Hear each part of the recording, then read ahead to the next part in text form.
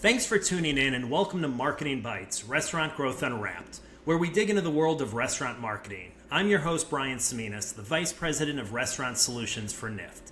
And together we'll explore the unique backgrounds of seasoned professionals in the restaurant industry, actionable strategies, data-driven insights, and mouth-watering success stories to help you boost brand awareness, traffic, and sales for your restaurant. Today I welcome our guest, Rev Ciancio. He is the co-founder and CMO of Handcraft Burgers and Brews, head of revenue marketing for branded strategic hospitality, and most importantly, the owner of the best shirt collection in the restaurant industry. Welcome, Rev. Thanks. Based on that intro, I'm not sure how I got on the show, but thanks. I'm excited to be here and appreciate the nod to my my growing Hawaiian shirt collection.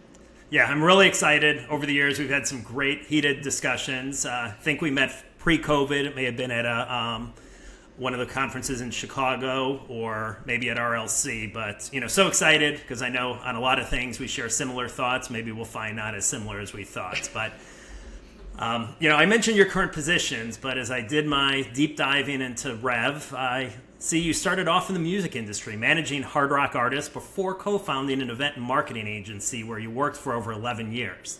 You then shifted over to the tech side where you worked with tech and software side of the business. As you definitely have had an interesting path as many in this industry, can you share your journey from managing hard rock artists to co-founding your own restaurant in the heart of Manhattan?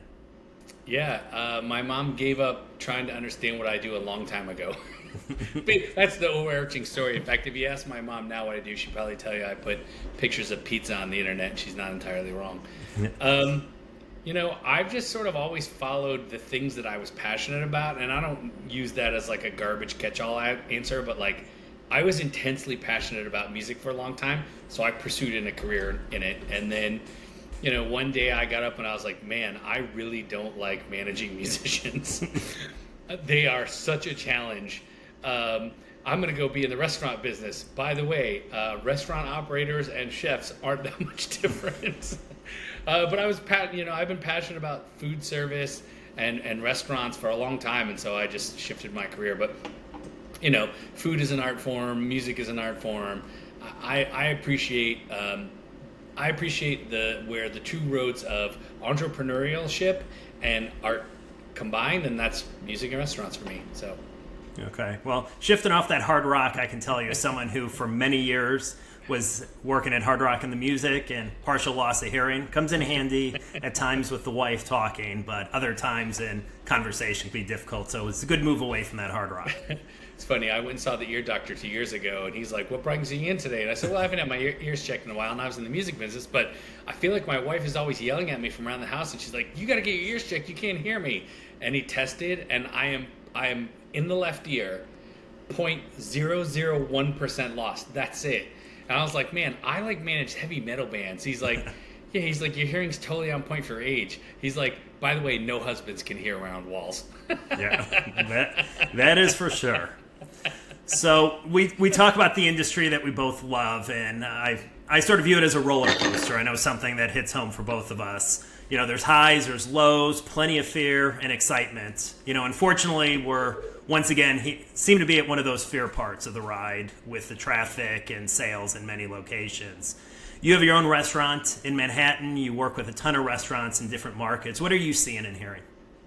A lot of fear. It's interesting. We're recording this in August of 2024. This for me started in January.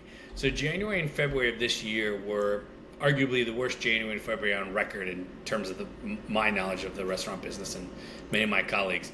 And I think most people are just like, I'm going to weather the storm. And then March didn't turn around for people. You know what I mean? Mm-hmm. And so in April, everybody was like, what am I going to do? And now we're trying to course correct. And so there's this crazy wave of reverberation. I saw that too. Everybody did. I just reacted quicker than everybody else. We turned around in March.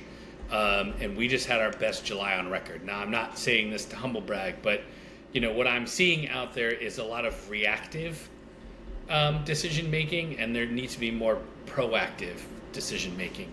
And again, I'm not trying to pat myself on the back. I saw it coming. I called people much smarter than me and said, what would you do? I took their advice and we ran with it.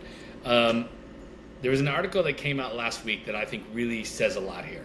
There was an article, somebody did a deep dive on what McDonald's is doing. Okay. Mm-hmm. And I look at McDonald's as a much bigger barometer than like, what is the price of a Big Mac around the world? It's a great barometer. But I look at it this way. They're the most successful restaurant business on the planet.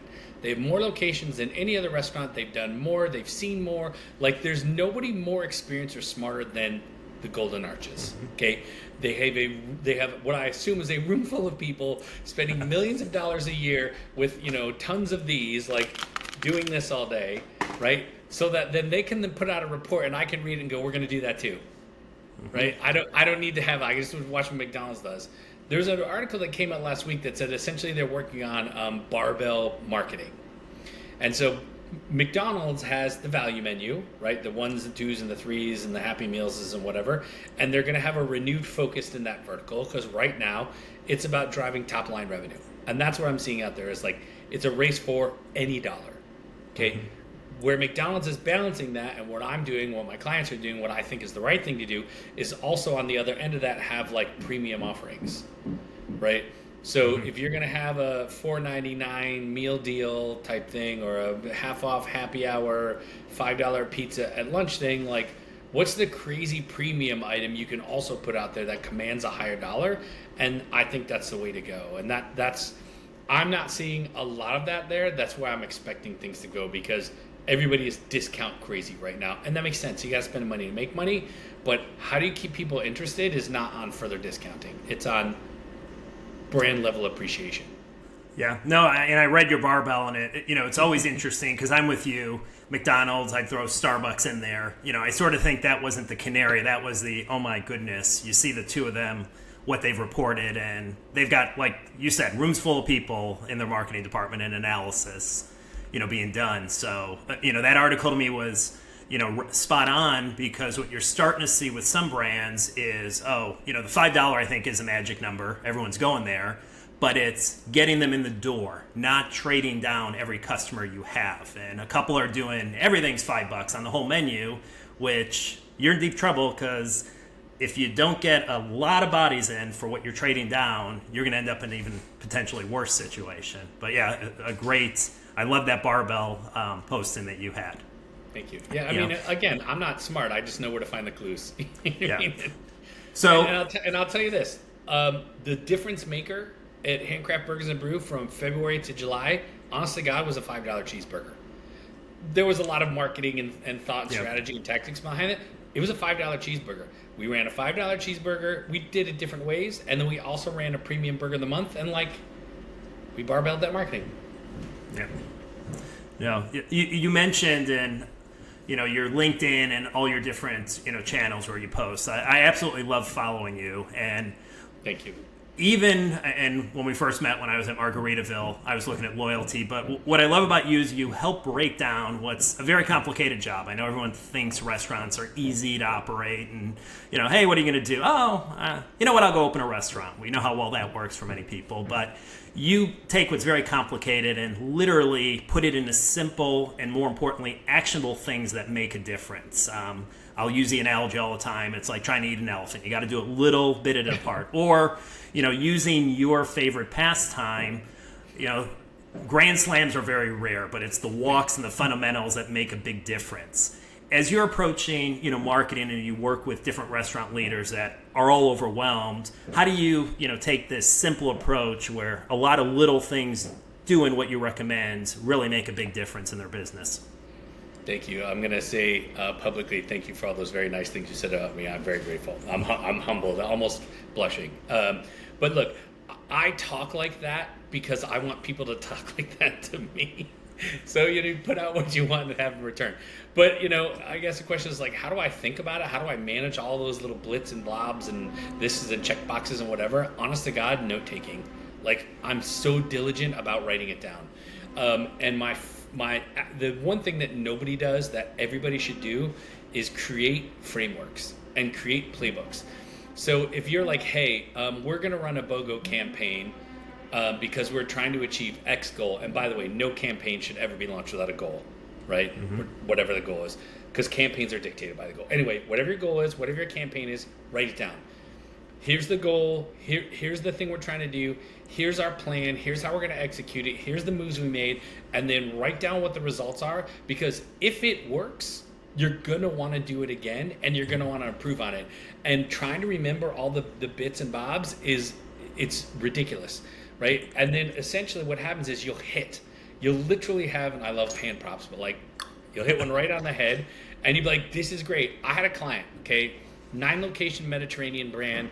He called me. He was like, look, one of my stores is like, I don't know what's going on. I'm out of ideas. What do you want to do? And I said, well, let's go at a brand level. Like, what can we do at a brand level that makes like a big splash? And we created a framework where we took like one of those national, hot dog day type things, and we essentially ran a campaign around it. Okay. He in one weekend did almost 3 weeks worth of business at every single store. Like, holy smokes. Okay.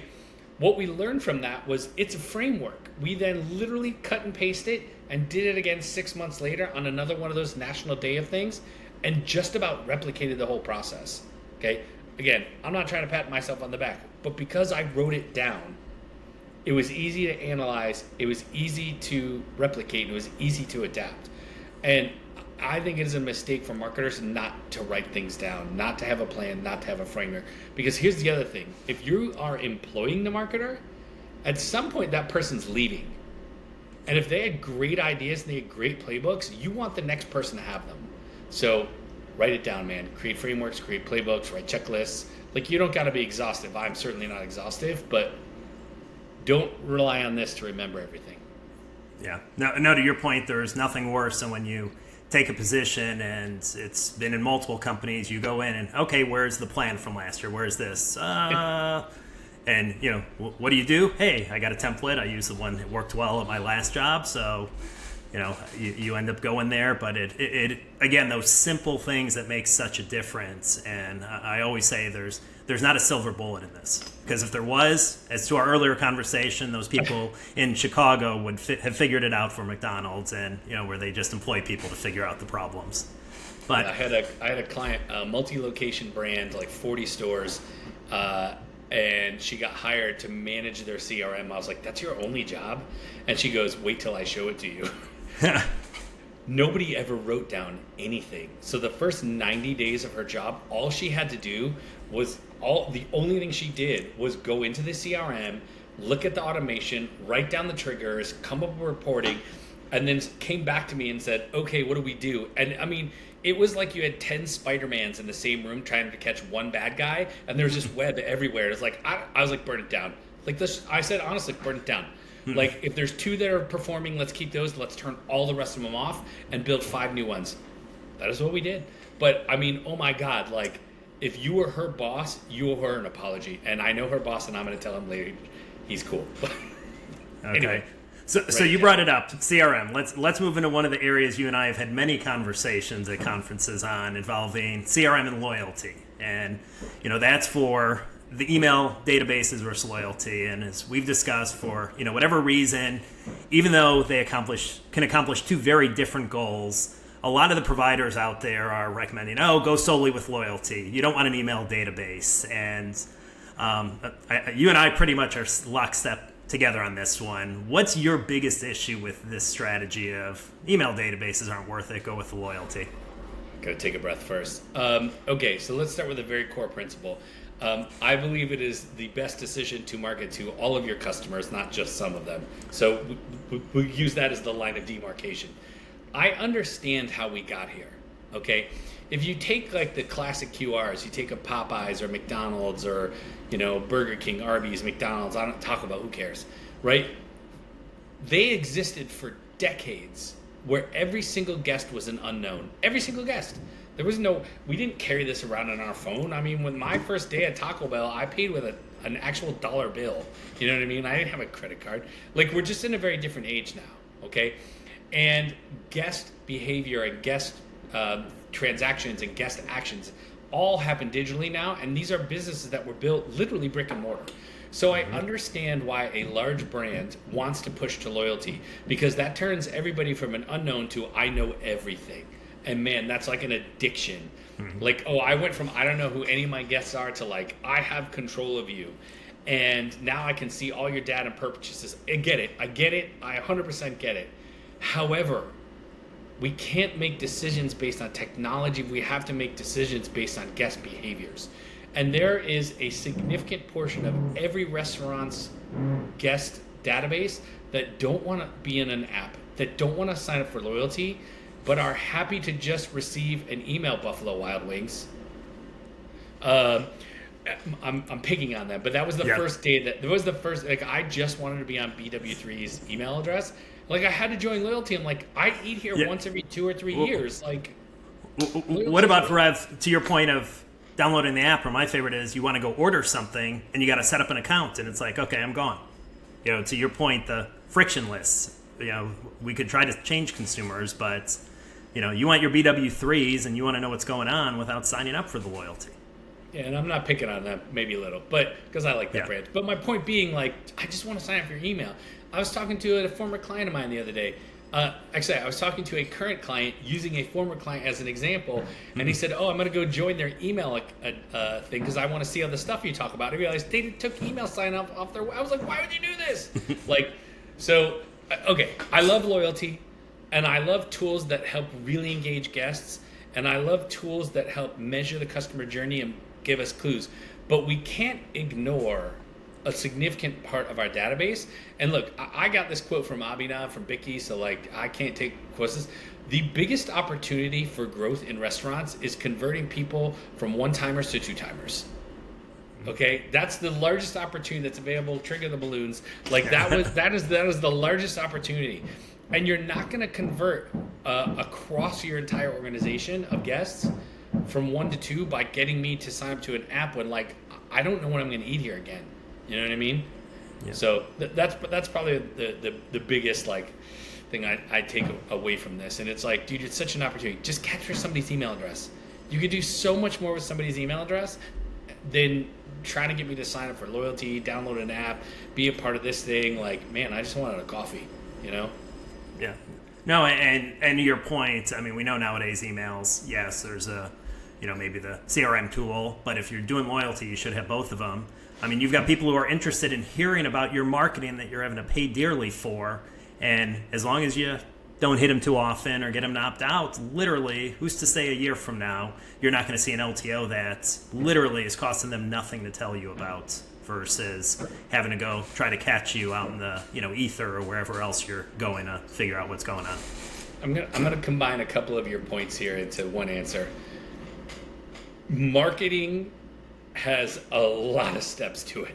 Mm-hmm. There's a lot of details, and whatever best practices are literally at like 3:00 on a Monday are changed by 5:00 on Thursday. Like, it's a constantly moving target. The marketer has the hardest job in the entire organization, other than the people on the front line. They actually have the hardest job. Second hardest job is being the person that runs the marketing, because everybody has a different opinion. The playbook's always changing. There's an algorithm here. I don't know. Now Apple doesn't let me receive. Like, it's maddening. Okay, so marketers have to maintain the following mindset if they want to be successful. What is the least amount of work for the highest amount of return? And that's not being lazy. That's being smart. Okay. Mm-hmm. And if I have 8% of my guests in loyalty and I have 80% of my guests in just email, you know how easy it is to send an email versus I got to program an app, and an app's inexpensive, and like, man. And it's like, perfect example, Five Guys. I go to Five Guys a lot. I have an 8-year-old. He has a appetite for about 3 items, one of which is a hot dog. Five Guys is great. I don't know why they have an app. I literally don't.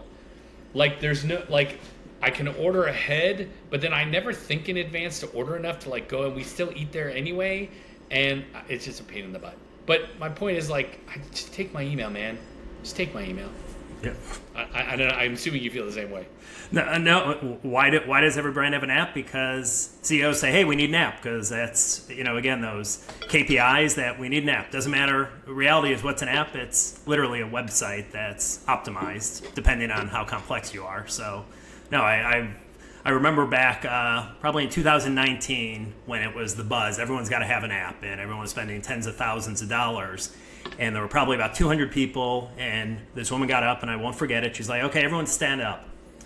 Okay, for everyone who has more than 5 apps on their phone that aren't an airline, aren't already there, aren't a bank account or a credit card, sit down. Half the room sits down. Well, it turned out the average person had about 7 apps that, and she also said, aren't your brand or your competitors. And, she basically said that people, to your point, will visit you once a year, aren't going to download your app. So why are we spending so much time and effort doing it? And yes, there's some brands, my Starbucks app, I couldn't live without. Being able to order when I leave in the morning and having that coffee there is fantastic. But other brands, as you say, I go to infrequently. Why do I want to have to do their app to make life easier or even place an order in advance? I know how to go and surf the web and go to their website. So you and I, again, another one that we're absolutely 100%, because we also both know how much effort and time and resources and money it takes to do it right, and you're not going to see the return in many cases.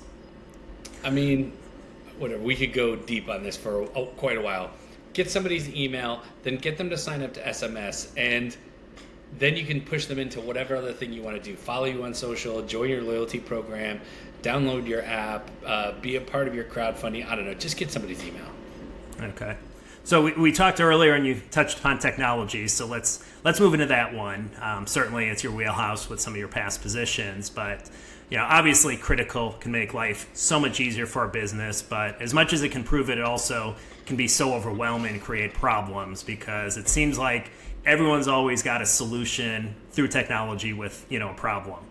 How do you approach a restaurant tech stack, or when you're working with your clients, when there's not an IT department the size of a small army, and what are those critical go-to versus every call you're getting to solve whatever the next potential problem is with technology? Are you asking me like how I evaluate it, or how you evaluate it and how you decide?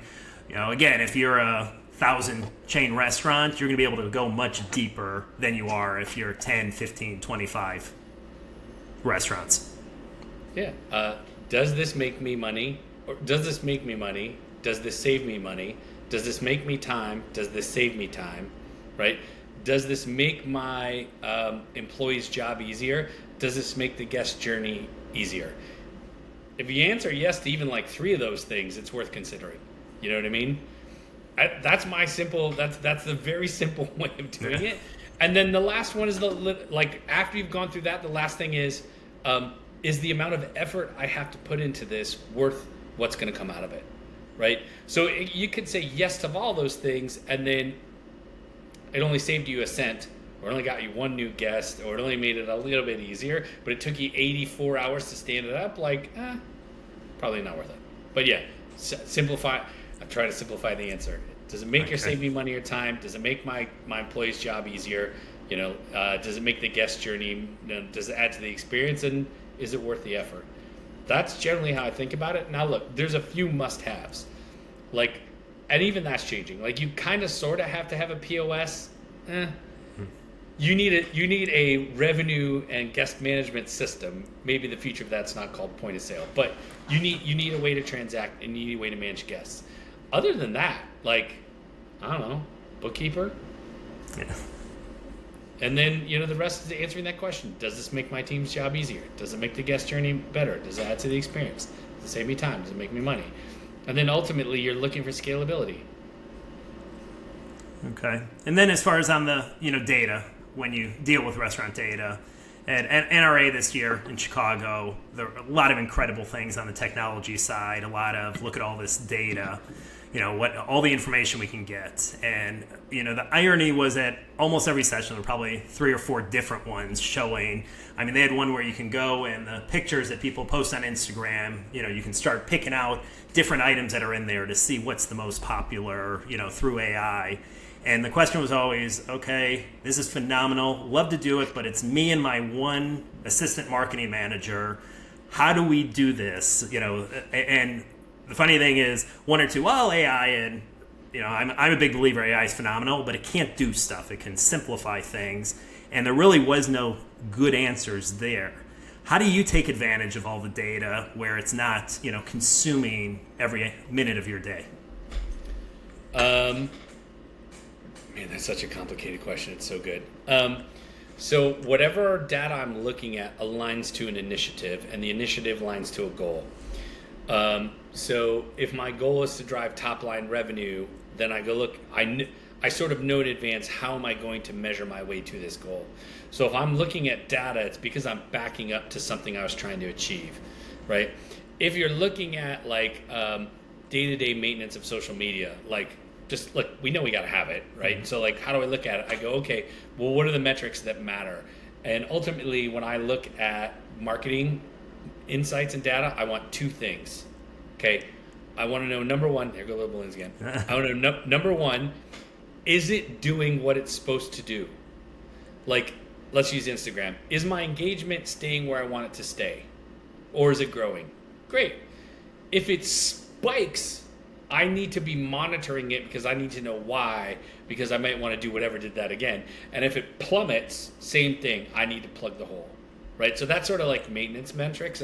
And at that point, I'm not really looking for necessarily insights. I'm looking for like performance consistency, okay? On the other side, when I'm looking at different levels of data, like performance data, campaign data, transaction data, I'm either backing against a goal, which is, am I increasing the amount of transactions? That's a goal, right? Mm-hmm. Or what can I learn from this that helps me do it better in the future? And I think this is the hole that most solutions providers are missing. I call it tell me what to do next marketing. If you are supplying a restaurant brand with any level of technology, especially marketing, don't expect me to open it up and be like, bam, look at that, now I know what to do next. Just tell me, man. Just tell me. And here's the other thing, because as an operator, the only data I can see is mine. And if the only data I'm judging against is mine, I'm essentially marketing in a black hole. Like, cool, great.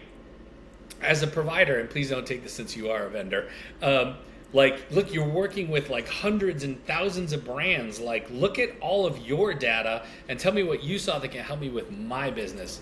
Dear vendors, please do this. But again, as a marketer, like, I'm looking for, does this align to the goal? Is it maintenance level? And then what can I learn to do next? Does that answer the question? Yep, absolutely. And no offense on the vendor. Again, I was in your shoes for 20 years. So again, sitting on this side, Preston, who you know, and I both have told people, you know what, we may not be the best option for you. We can't deliver what you're looking at. So again, no offense taken, because if everyone was pretty candid about what things could and couldn't do, I think restaurant marketers' lives would be a whole lot easier versus having to figure out. All right, I will pay you some compliments now that you did not ask for. I'm going to blush. Look, if I'm like, I get asked all the time, all right, Rev, you're a marketer. What should my marketing team be measuring? Or as a marketer, what is the most, to me, the golden metric of performance is CRM growth.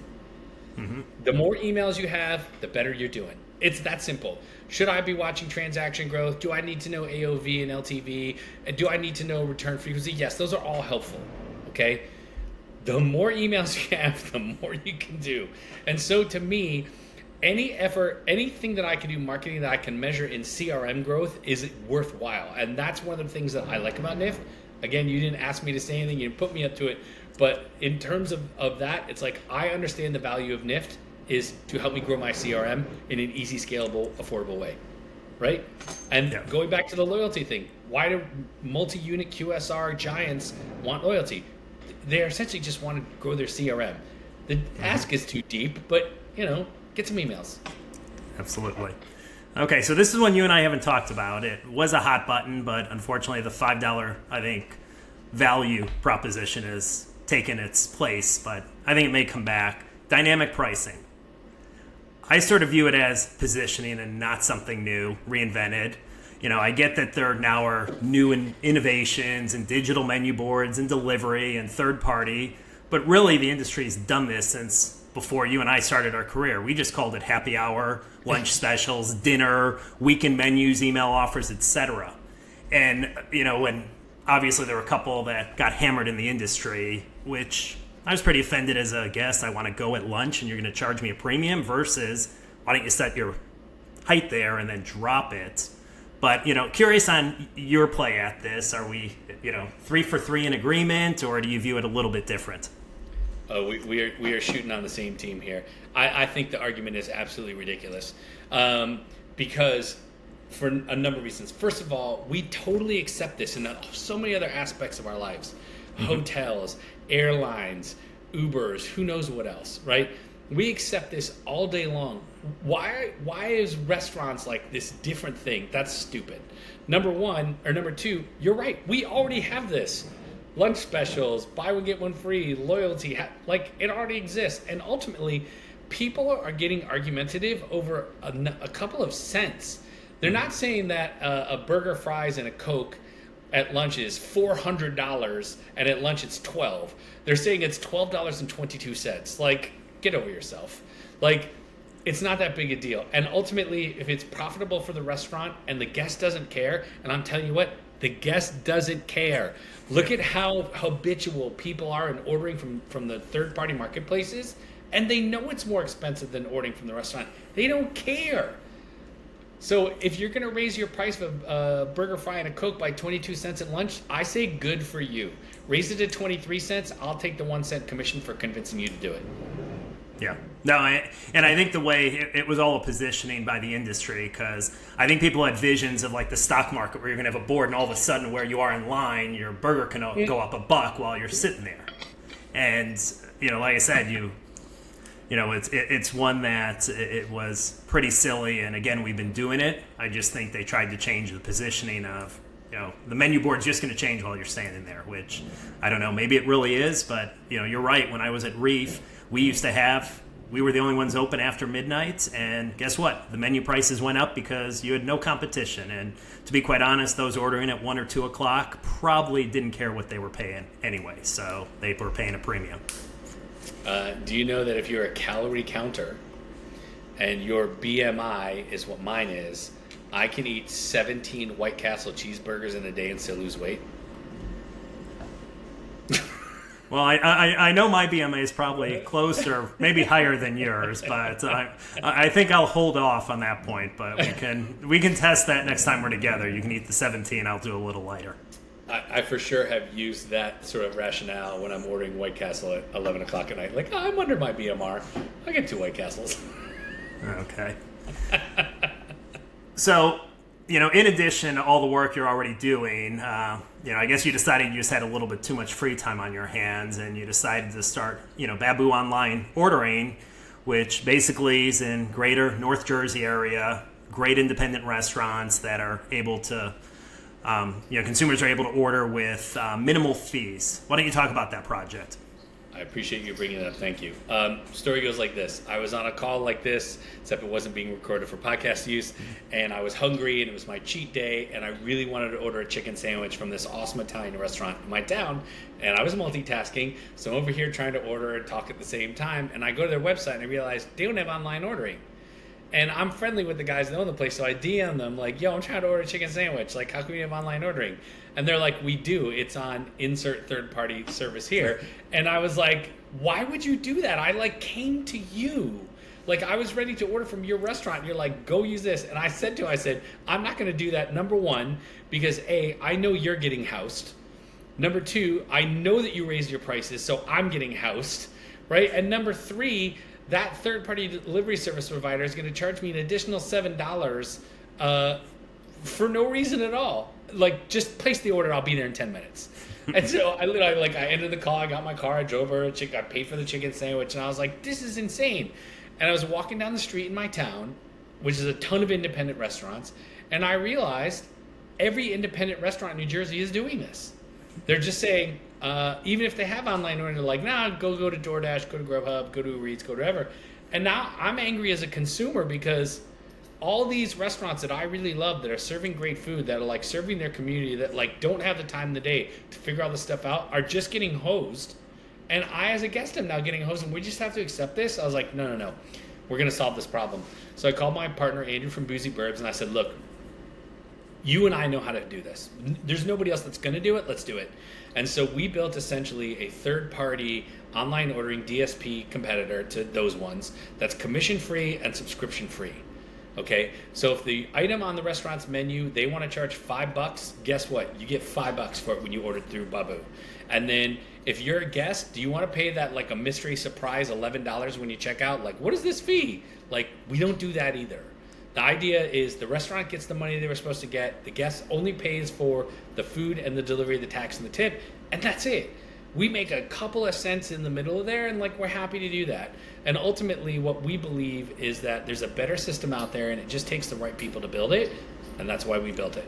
You know, that we launched that. I'm going to humble brag for a second. We launched that in January, so 7-ish months ago.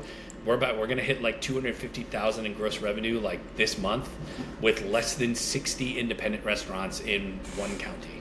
Like, it just took a couple of people to like rub a couple elbow greases together and figure it out. But thank you for bringing it up. And knowing you the way I do is, while certainly that's a great number financially to hit, you know, you're probably more proud of the good you're doing for the industry in your hometown. Yeah. And, you know, that kudos to you, because as you know, we all know the commission rates, and that could be a whole episode or podcast on, you know, the pros and cons of third party, but you know, great job on getting that going. Thank you. And look, it's not, we didn't do it for philanthropy. Like, we'd like to make money. Yes. We just thought there was a better way for everybody to make money together, and that's why we built it. But yes, there's a ton of goodwill being put out there. And that was sort of the idea. Like, eating food and discovering restaurants should be fun. And you should have trusted networks as a consumer where you can go and be like, I'm going to order from this. Like, I mean, how many times, and I don't mean to again, I've done a lot of gun shooting today, but like, how many times have you ordered from a restaurant on a third party and like it looked good and got it, and then you got it like it was totally terrible? You find out it was a ghost kitchen. It was somebody just like frying store-bought chicken fingers in the back, and it was so upsetting. Like, I don't want to do that. Like, we want to literally find the best independent restaurants in the greater North Jersey area and give them a way to connect to their guests in a way that doesn't cost everybody a lot of money. And you can almost order from any restaurant in Baboo and be like, man, that was great. No, hopefully we make money. Yeah. Oh, you will. Amen. When you deliver on it. Okay, so moving off of business, and what I love most about the industry are just the personalities and the people. There's, you know, whether you're at a conference, nothing better. So I'm going to move into some personal questions. So first one, when you were younger in school, what did you want to do when you grow up? Oh, God, at which age? The first job I remember wanting to have as a kid, because I've gone through several iterations of this, but the first time I remember like wanting to do something when I grew up is I wanted to be an archaeologist. Like, I was obsessed with dinosaurs a little bit longer than most kids. And I remember thinking like, man, I would love to like take a small brush and dust off fossil bones for hours on end. Thank God that went away. But that was the first thing was that. And was this pre-Jurassic Park, or did that resurrect that wish? Oh, no, pre. The first thing I actually wanted to do that I then did do was I so badly, when I was 16, I wanted to be a radio DJ. I wanted it so bad. I thought it was the coolest thing on the planet. And when I was 20 years old, I became a radio DJ. And I was the first, like, I want to be this when I grow up, and then actually achieved it. So that was a big one for me. What format? College radio into alternative. Okay. And CDs back then, were you up to, or were you spinning? Yeah, that was CDs. CDs and a little vinyl, but mostly CDs. Yeah, and back when you actually were there the full shift versus nowadays where you lay your track down and, you know, 20 minutes worth of work and you're out the door in 10 different markets. I had to hit play. Okay, yes. Okay, and was it radio DJ first job you had, or was that part of college? Like first job I got, like where I made money. Where you made money? I was a busboy. Come on. Okay, so started off in the industry early on. Age 15, Victor's Novayan. My first paid job, other than like mowing lawns and stuff, was, you know, Victor's Novayan busboy. Okay. Moving on, obviously you and I share a big passion, and I know at times you're jealous of me living in Orlando, but how'd you get your big interest in theme parks and amusement parks? You know, so much of who I am as a person goes back to like my upbringing, and like my love of hamburgers comes from my mom.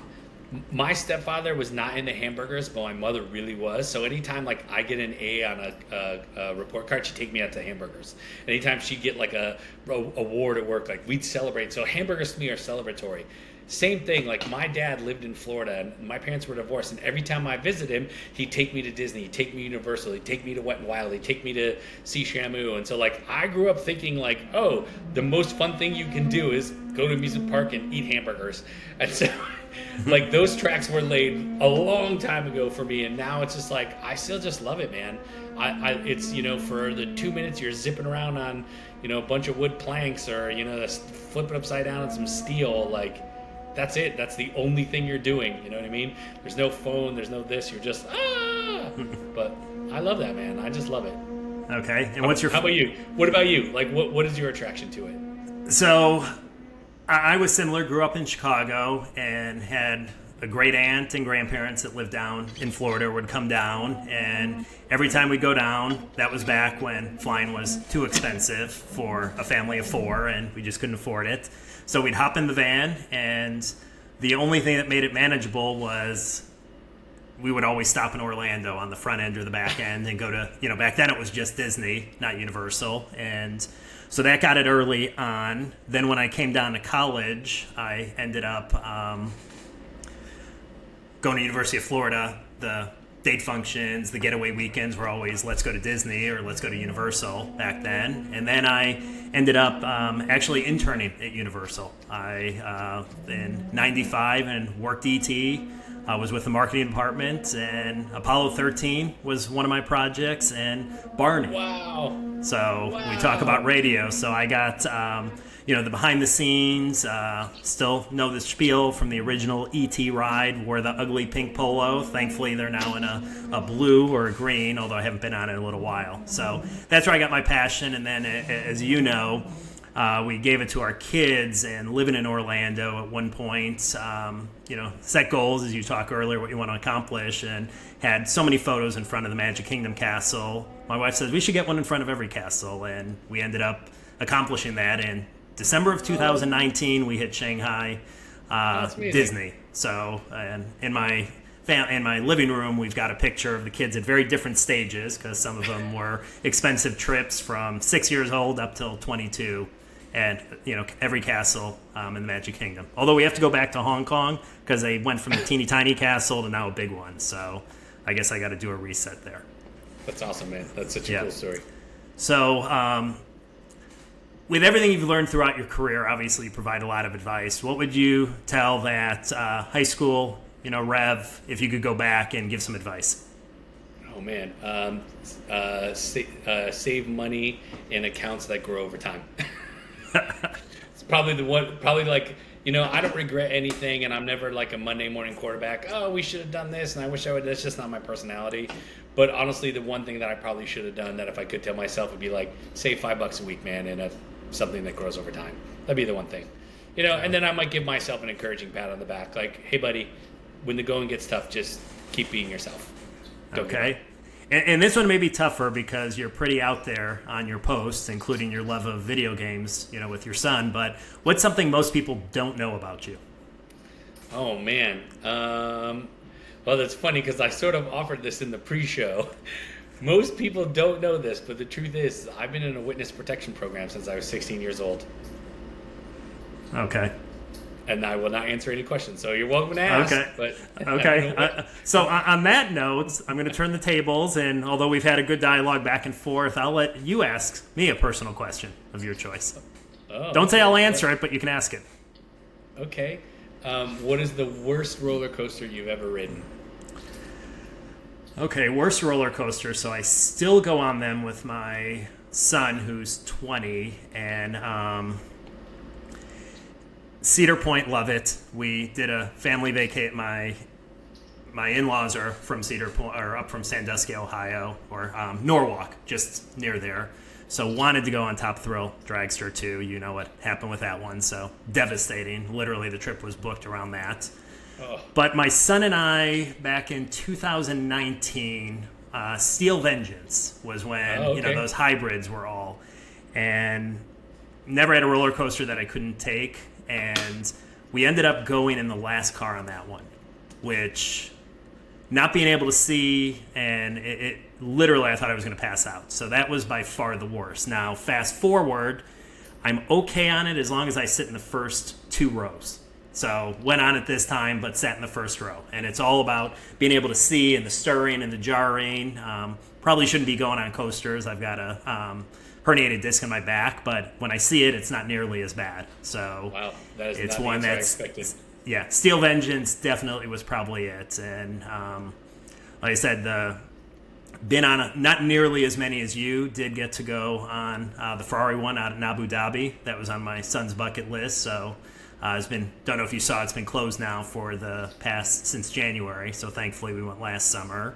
And I'm sure at some point he's going to want to go out to the new one in Saudi Arabia that I think is going to be 150 miles an hour, which is just insanity. I just hope I'm able to handle that one. Amen. All right, let's end it on this. The last time Yes. I rode Steel Vengeance was right after a horrible storm, and I've never eaten so many mosquitoes in my entire life. Oh, that was Millennial Force with mosquitoes, and swallowed one, and we won't get into what happened after that. And it's not the mosquitoes; it's those funky bugs they have up. I don't even know what they flies are. or whatever. Yeah, that look like small flying bats with wings. But again, thank you everyone for joining us, and I hope you've enjoyed today's Marketing Bites Restaurant Growth Unwrapped episode.